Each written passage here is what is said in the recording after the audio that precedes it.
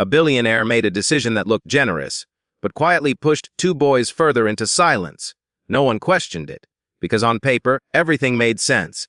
But those boys saw something no one else did, that sometimes help is just another way to ignore the truth. Success does not always erase memory. Sometimes it reshapes it so quietly that the distance goes unnoticed. Evelyn Carter stood at the center of a world that recognized her without question. Her name carried weight in boardrooms, her presence aligned decisions, and her voice rarely needed to repeat itself to be understood. She had built everything with precision, measured risks, controlled movements, and a discipline that had turned opportunity into certainty. To those who observed her from a distance, she represented achievement at its highest level. Not just wealth, but authority shaped through consistency. But what success had given her, it had also taken something in return, not intentionally, not visibly, just gradually. The textures of struggle, the unpredictability, the tension, the quiet calculations people made just to get through a day no longer existed in her immediate world. They had been replaced by structure, by systems that functioned efficiently, by environments that responded to control rather than chaos. She had not forgotten hardship. She had simply moved beyond its immediacy, and in doing so, something shifted, not cruelty. Distance. Across the city, in a space untouched by her influence, Marcus Hale and Jordan Reed existed within a different rhythm. Their world was not defined by decisions made in quiet rooms, but by conditions that required constant awareness. The streets they walked carried history without documentation.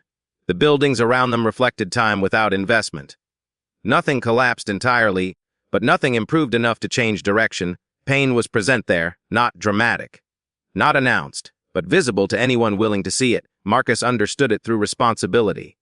His actions were shaped by necessity, his decisions guided by what needed to be done rather than what he preferred. Jordan understood it through observation. He noticed the gaps, the difference between what was promised and what actually reached them, the quiet ways people adapted to systems that did not fully include them. Neither of them spoke about it often, because they didn't need to. Pain in their world did not require explanation. It required navigation. And that was where the imbalance existed. Power and pain both occupied the same city, but they no longer spoke the same language. One operated through control and efficiency, the other through adaptation and endurance. One believed in structure, the other survived within its absence. They were not in conflict. They were disconnected. Evelyn's decisions influenced spaces like theirs, but she never felt their impact directly. To her, change was measured through outcomes, numbers, progress, visible development.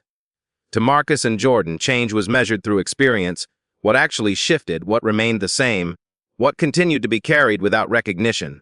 Both perspectives were real, but only one held authority. The realization settled quietly. Success had not made Evelyn indifferent. It had made her efficient. And efficiency over time does something subtle. It prioritizes outcomes over understanding. It replaces emotion with logic. It moves forward without always looking back. Standing within her world, Evelyn reviewed another decision, one that required speed, clarity, and alignment with her larger vision. It was practical, necessary, structured in a way that ensured progress without delay. There was no reason to hesitate, no reason to complicate it, and so she chose, not with cruelty, not with intention to harm, but with precision. She chose efficiency over empathy. And in that moment, quiet, controlled, and seemingly insignificant, the distance between her world and theirs widened just enough to matter. Dismissal that feels polite can wound deeper than rejection. Evelyn Carter did not see herself as someone who ignored people. In her mind, she evaluated situations.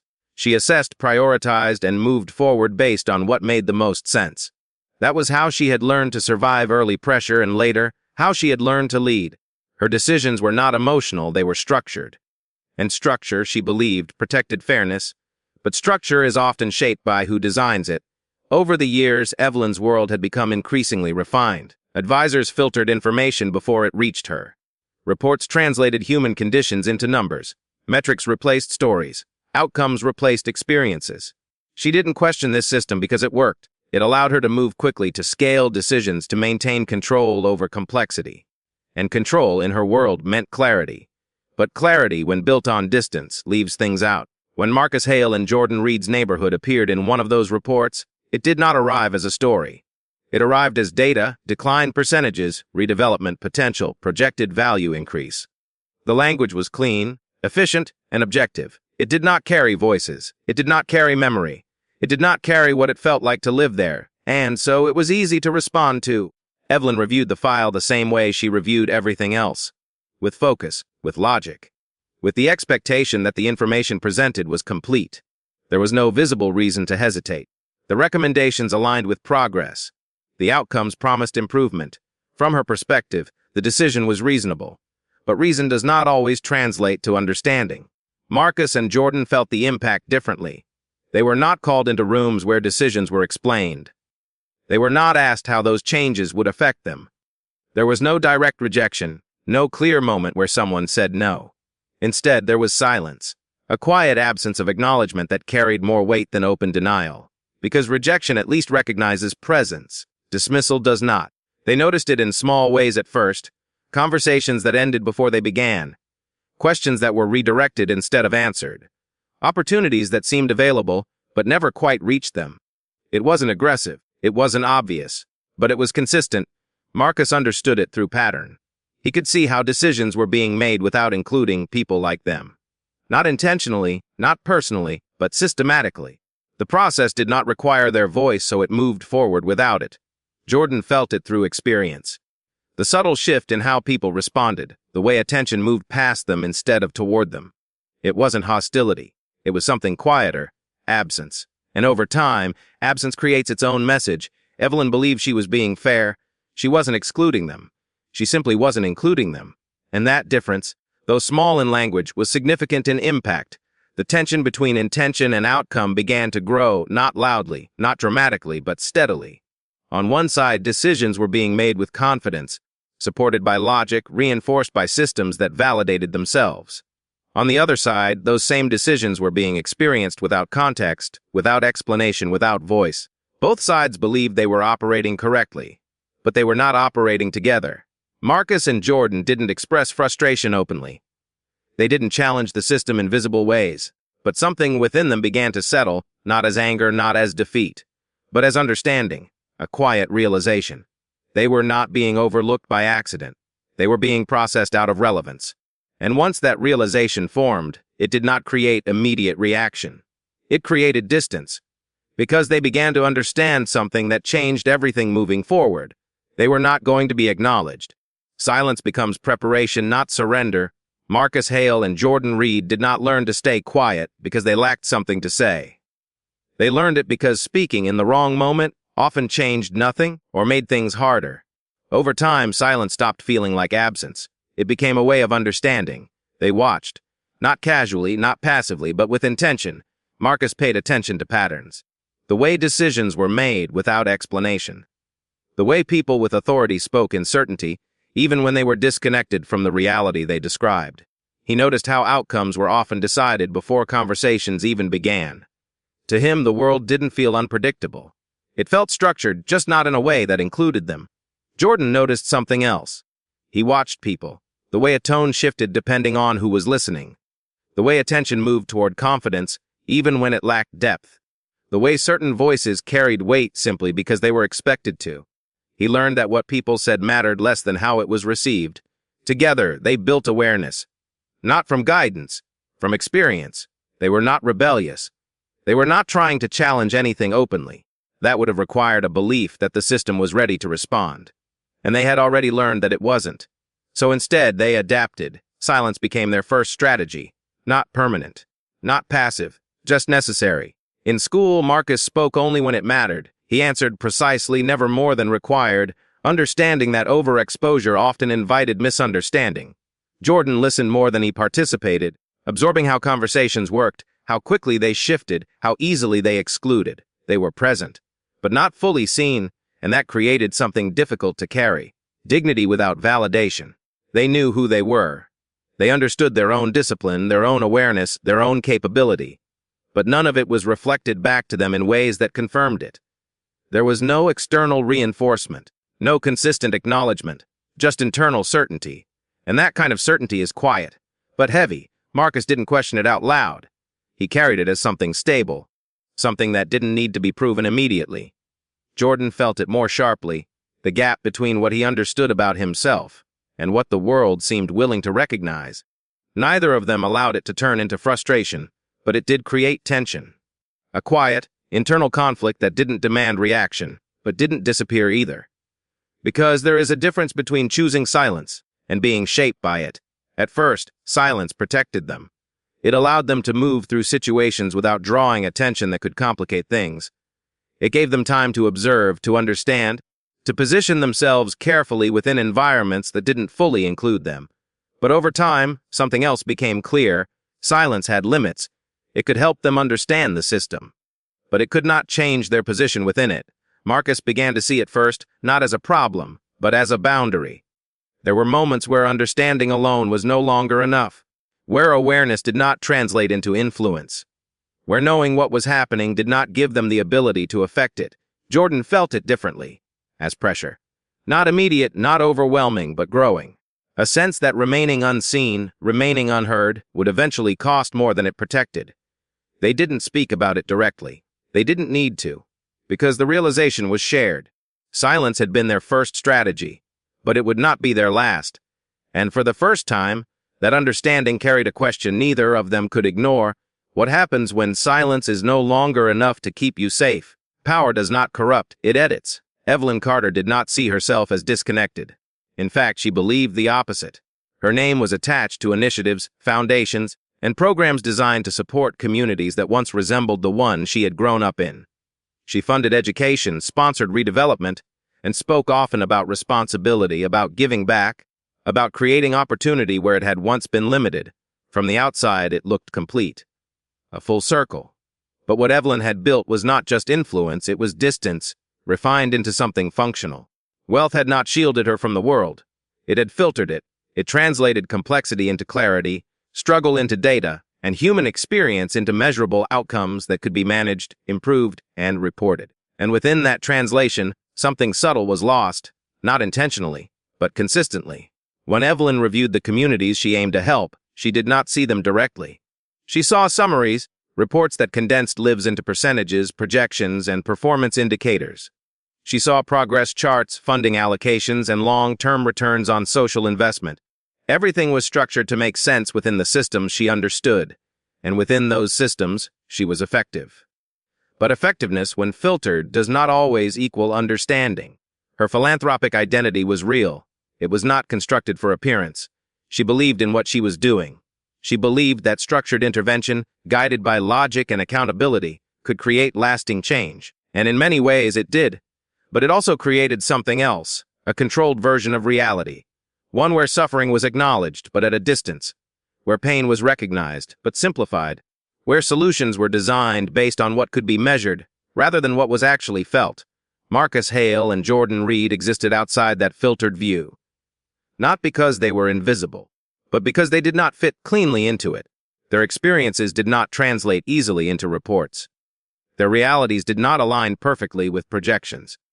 The way they understood struggle through lived detail, through constant adjustment, through emotional awareness, was not something that could be fully captured in the language Evelyn's world relied on. And so, without intention, they were reduced. Not erased, but simplified. Evelyn did not see this as a failure, because from her perspective, the system was working, progress was being made, numbers were improving, outcomes were aligning with expectations. The distance between her and the communities she supported felt necessary, not as separation, but as structure.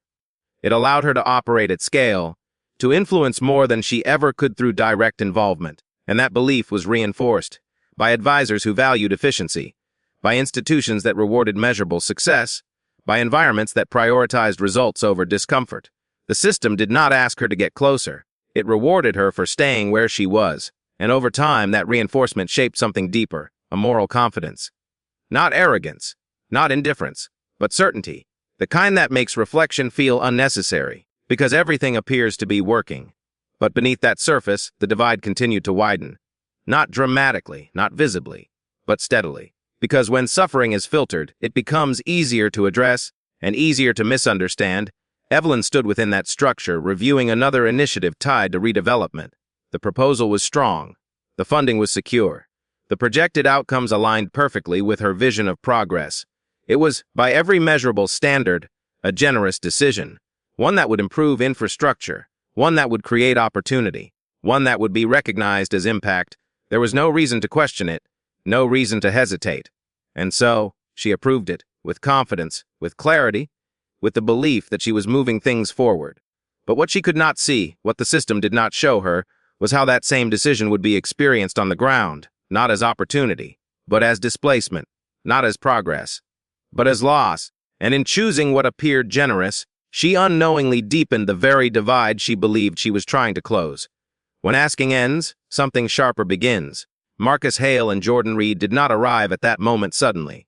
It wasn't triggered by a single event, nor defined by one clear rejection. It built slowly, through patterns, through silence, through the quiet repetition of being present without being acknowledged. Over time, asking had stopped feeling like effort. It began to feel like permission.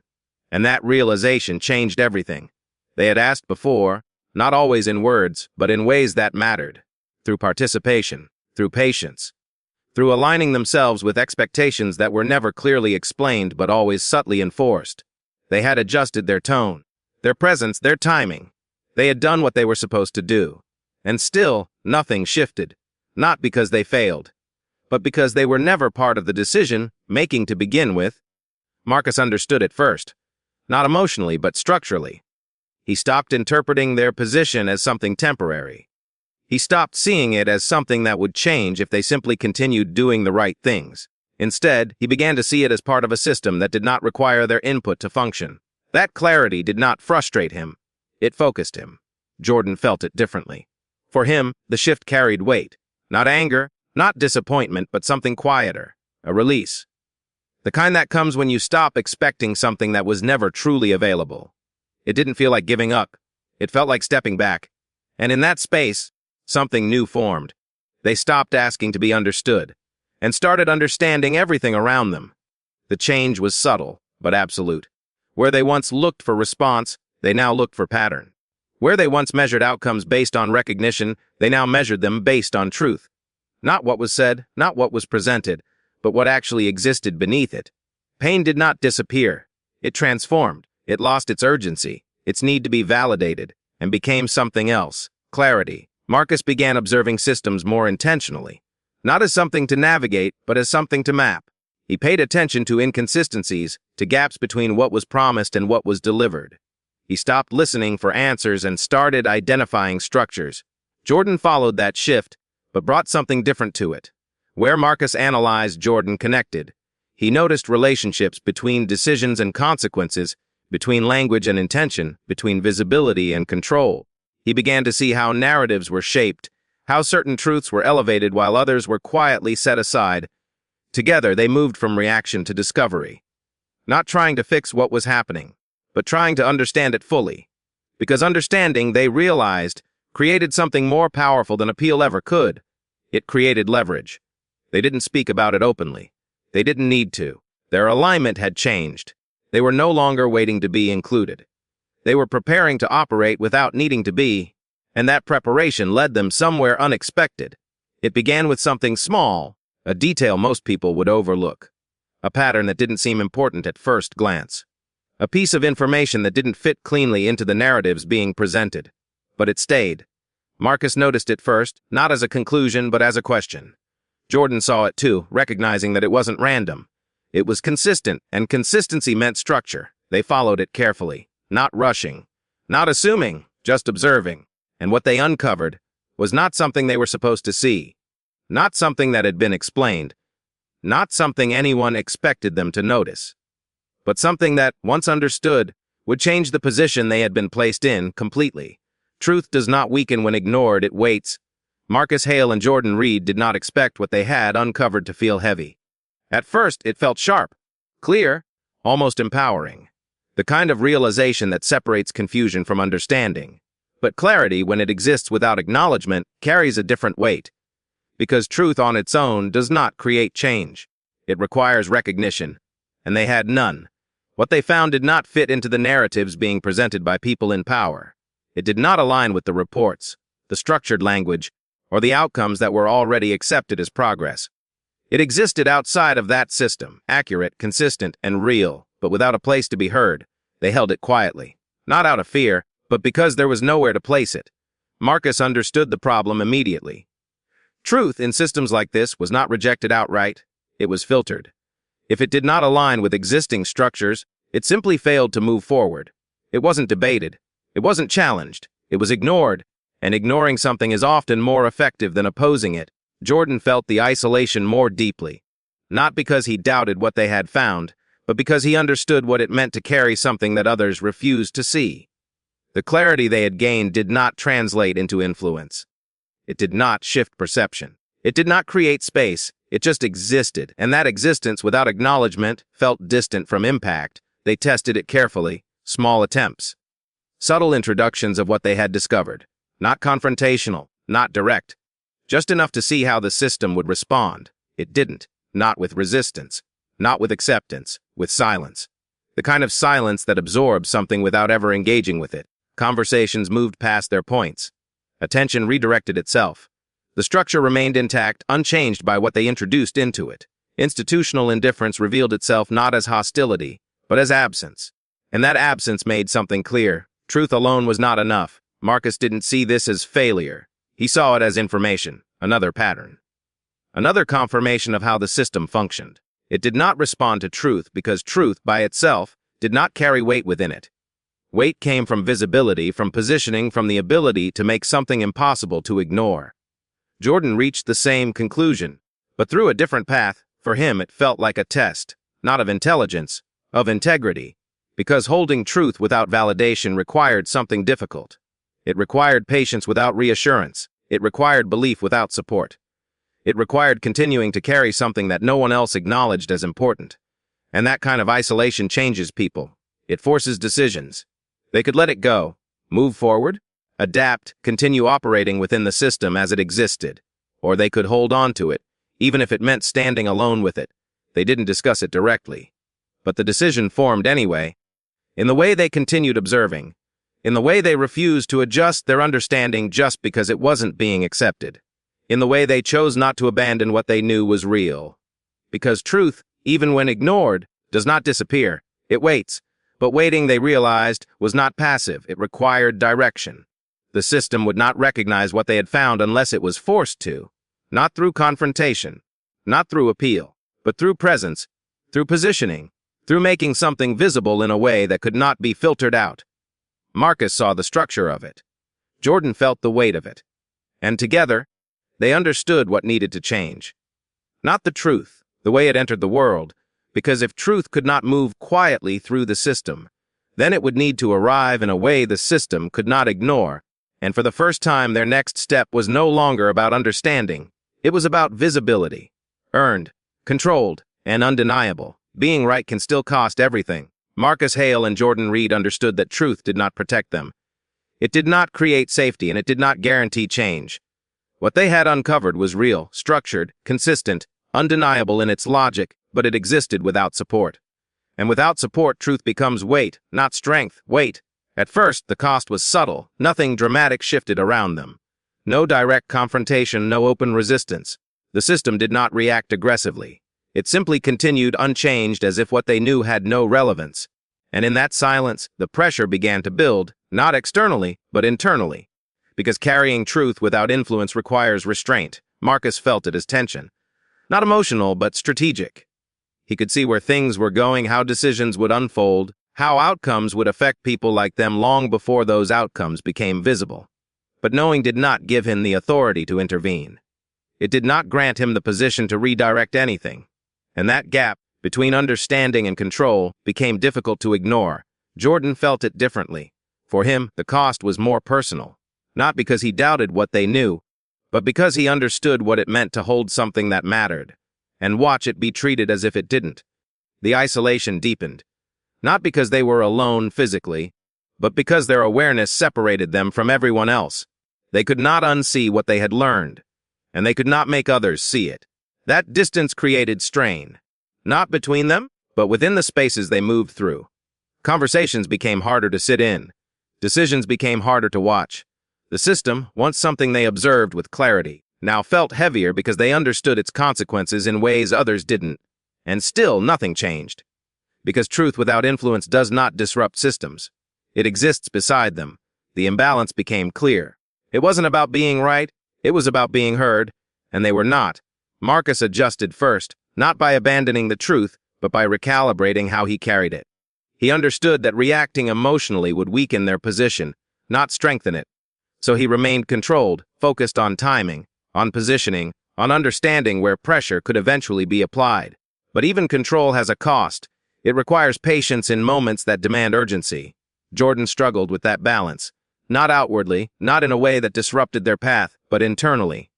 He could feel the weight of waiting. The quiet frustration of knowing something important and having no immediate way to act on it. It wasn't anger. It was pressure without release. And over time, that pressure changes how decisions are made. Because eventually, truth does not stay contained. It moves. Not all at once, not loudly, but gradually. What Marcus and Jordan had uncovered began to extend beyond them. Not because they forced it, but because truth, when consistent, finds its way into places it was not expected to reach. Small connections formed, subtle overlaps. Information aligning in ways that suggested they were not the only ones noticing something was wrong. At first, it was barely visible, easy to dismiss, but it was there, and Marcus saw it, Jordan felt it, because the truth they carried was no longer isolated. It was beginning to spread, not controlled, not directed, but moving. And once truth begins to move beyond the people who discovered it, it stops being something you hold.